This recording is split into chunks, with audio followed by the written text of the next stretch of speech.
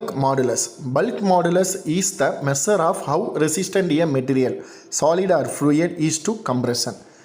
எப்படின்னா இது வந்து எதை மெஷர் பண்ணுறதுனா ஒரு பொருளை நம்ம வந்து எந்த அளவுக்கு ஒரு கம்ப்ரெஷன் கொடுக்குறோமோ அழுத்தம் கொடுக்குறோமோ அதுதான் பல்க் மாடுலஸ்.